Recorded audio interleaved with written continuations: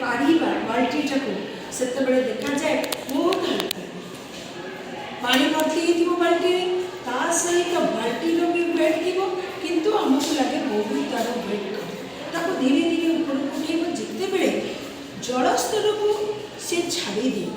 जलस्तर को छाड़ी ऊपर को आसे देखा जाए आम अजी अधिक वेट अनुभव कर कारण जल गोटे प्रकार प्लवता बड़ कार्यकारी हुए बाटा हूँ ऊर्ध्वमुखी जल भितर जितेबले थिला सेतेबले से कौन कला प्रवता बलटी कार्य एवं सी ऊपर को टेकवाई सहयोग कला ता बल एवं उपरे आम प्रयोग कर बल द्वारा आमको बाल्टी भितर जल भितर बाहर करने पर्यंत आमको हल्का लगे तापरे लक्ष्य करा जाए जे जलटा जल बाहरी गला परे टोटाली बाल्टी जलर ओजन एवं बाल्टीर ओजन आमको अच्छी से तरल पदार्थर प्लावता बलटा कार्यकारी हुए ना तेणु आमको अधिक वेट लगी था जल पूरा ग्लासटा भर्ती करटा को जो ता भर प्रवेश करें आयतन किसी स्थान से अधिकार करी स्थान अधिकार कला जल कौन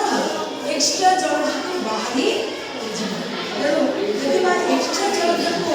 अच्छी ओजन कले जना पड़े जे तार हूँ अपसारित जलर ओजन आर तेणु प्रकृत संपद कहले मनीषर बुझा जाए स्वास्थ्य तेणु स्वास्थ्य को मेंटेन करने आमको खाद्य खाइबा पड़ो ता सहित योग करने पड़ो तेणु खाद्य कौन खाइबा प्रतिदिन जन्म मृत्यु पर्यंत आम सब 6 प्रकार खाद्य सारयुक्त खाद्य खाई शुद्ध सार आम शरीर शारीरिक शक्ति जोगाई पुष्टि सार मांसपेश वृद्धि कर सहयोग करता स्नेह सार तापशक्ति जोगाइबार सहयोग करता हूँ तुम धातव लवण जो गुड़िक रक्त रक्त करवा हाड़ को शक्त करवा ये सब कार्यगुड़िक आ विटामिन समस्त प्रकार पाचिला फल जदि आम पाचिला फल गुड़िक खाइबू ताहले आमर डब्ल्यूबीसी रक्त कणिकार जदि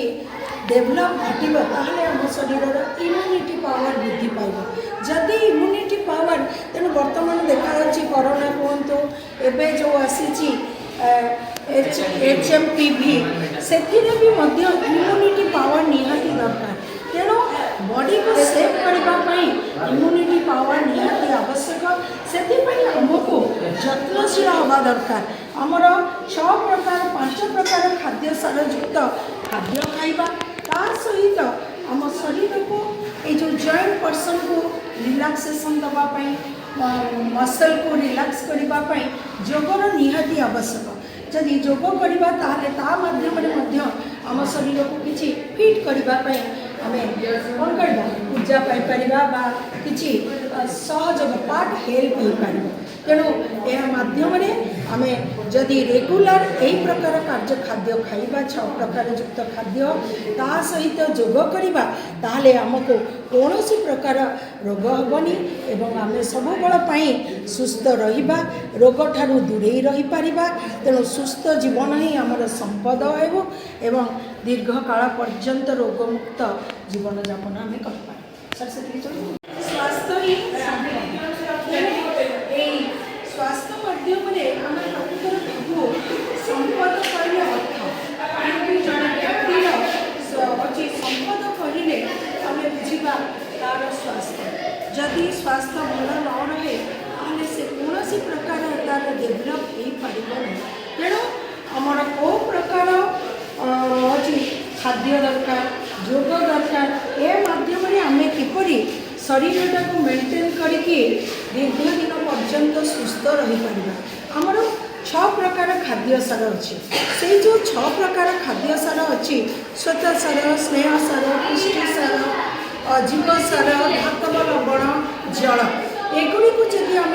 ठीक भाव खाइबा